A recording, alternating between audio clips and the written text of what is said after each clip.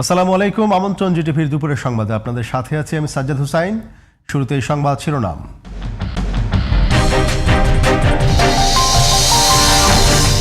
খুলনায় আদালত চত্বরে দুর্বৃত্তের গুলিতে 2 জনের মৃত্যু। খুলনায় প্রকাশ্যে আদালত প্রাঙ্গণের সামনে দুর্বৃত্তদের গুলিতে মারা গেছেন 2 জন। রোববার আদালতে হাজিরা দিয়ে বের হওয়ার সময় আদালতের প্রধান গেটের সামনে দুর্বৃত্তদের গুলিতে ঘটনাস্থলেই প্রাণ হারান ইমরান। হাসিব নামে অপরজনকে গুরুতর আহত অবস্থায় খুলনা মেডিকেল কলেজ হাসপাতালে নেওয়া হলে চিকিৎসকরা তাকে মৃত ঘোষণা করেন। ঘটনাস্থল থেকে গুলির খোসাসহ ধারালো চাপাতি ও 2টি মোটরসাইকেল উদ্ধার করেছে পুলিশ। এ ঘটনায় আদালত প্রাঙ্গণে আতঙ্ক বিরাজ করছে।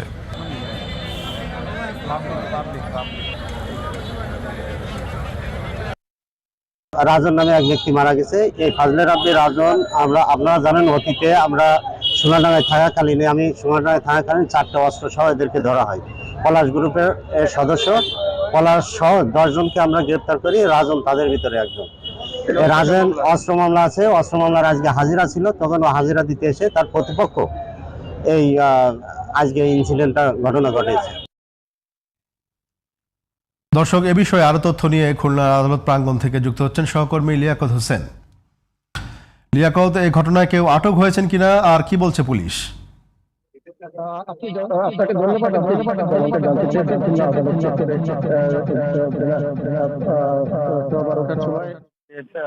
নিহতের ঘটনা ঘটেছে। এই ঘটনায় পুলিশ জানিয়েছে যে তারা মামলায় যে নিহত হয়েছেন ইমরান মামলায় হাজিরা দিতে এসেছিলেন খুলনা আদালতে, এবং সেখানে হাজিরা দিয়ে বাইরে বের হয়ে এলে দুষ্কৃতিকারীরা তাকে হামলা করে এবং তাকে গুলি করে হত্যা করে, এবং অপর একজন হাফিজ তাকে সে গুরুতর আহত হয়ে পড়লে তাকে স্থানীয় যারা ছিল তারা তাকে খুলনা মেডিকেল কলেজ হাসপাতালে নেয় এবং সেখানে তার মৃত্যু হয়েছে বলে আমরা জানতে পেরেছি। তবে পুলিশের পক্ষ থেকে জানানো হয়েছে যে এখন পর্যন্ত ইমরানের নিহতের খবর তারা জানে, তবে হাসিবের খবর তারা এখন পর্যন্ত জানা না। পুলিশ আরো জানায় যে নিহত ইমরানের নামে আরো 6টি মামলা রয়েছে। সে অস্ত্র মামলার আসামি এবং খুলনা সিভিল বাহিনীর সন্ত্রাসী সিভিল বাহিনীর সদস্য, এবং খুলনায় এই দিন দুপুরে হত্যার ঘটনায় জনমনে চরম আতঙ্ক সৃষ্টি হয়েছে এবং খুলনায় ইতিপূর্বে গত 1 মাসে প্রায় অর্ধশত নিহতের ঘটনা রয়েছে, যে কারণে আইন শৃঙ্খলার চরম অবনতি হয়েছে বলে নগরবাসী জানিয়েছে।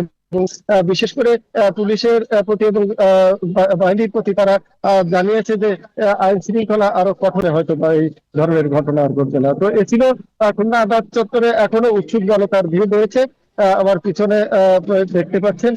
তো এ ছিল খুলনা থেকে নিহতের ঘটনায় সবশেষ তথ্য। লিয়াকত, আপনাকে ধন্যবাদ।